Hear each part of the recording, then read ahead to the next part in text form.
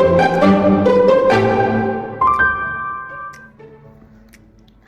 Assalamualaikum warahmatullahi wabarakatuh.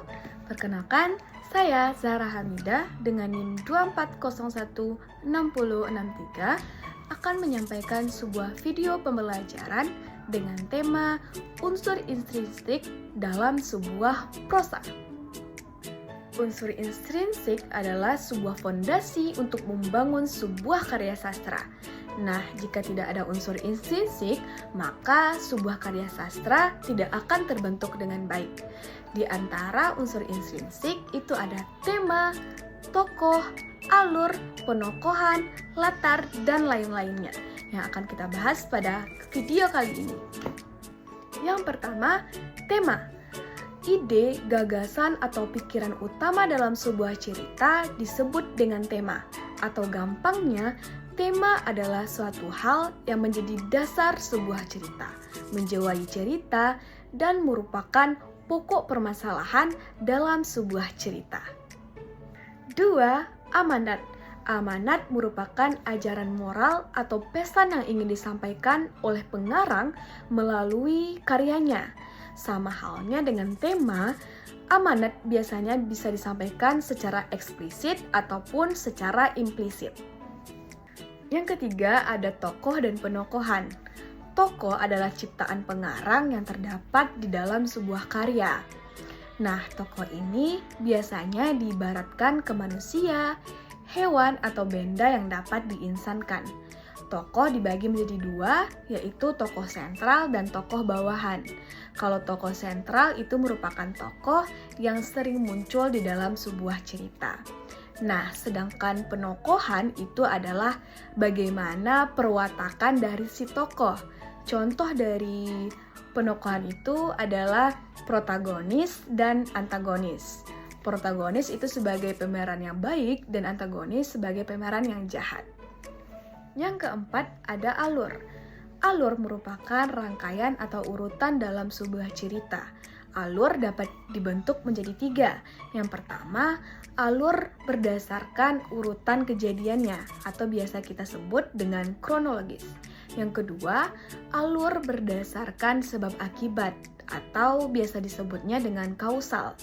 Dan yang ketiga yaitu alur berdasarkan tema. Nah, alur yang terakhir ini biasa disebut dengan alur tematik atau bisa disebut dengan cerita yang dapat berdiri sendiri. Nah, jika sebuah cerita itu salah satu episodenya dihilangkan, maka cerita itu masih bisa dipahami apa makna dari sebuah karya tersebut. Yang kelima itu ada latar. Latar adalah segala suatu keterangan yang berkaitan dengan ruang, waktu, dan situasi bagaimana terjadinya sebuah cerita.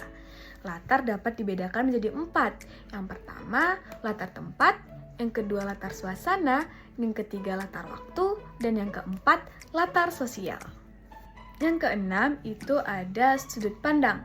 Sudut pandang atau point of view merupakan cara memandang atau bagaimana cara menghadirkan tokoh-tokoh dalam sebuah cerita dengan mengibaratkan dirinya pada posisi tertentu.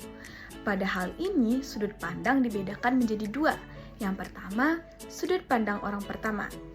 Pada sudut pandang orang pertama ini, dia akan mengibaratkan dirinya sebagai aku dalam sebuah cerita. Yang kedua, itu ada sudut pandang orang ketiga.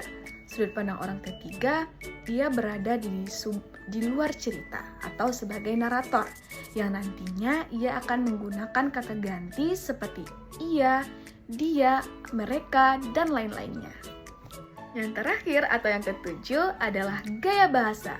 Gaya bahasa adalah cara seseorang dalam mengungkapkan ide atau gagasannya dalam bahasa yang khas, baik secara lisan maupun tulisan. Gaya bahasa juga disebut dengan majas. Majas adalah kata-kata kiasan yang memiliki bukan makna sebenarnya. Beberapa bentuk dari gaya bahasa itu adalah tata kata, struktur kalimat, tipografi, dan majas. Nah, dapat kita simpulkan dari video tadi bahwa ada 7 unsur intrinsik prosa. Ada tema, tokoh, amanat, penokohan, latar, plot, gaya bahasa, dan lain-lainnya. Gimana? Udah ngerti belum teman-teman? Saya Zahra Hamida, undur diri. Terima kasih.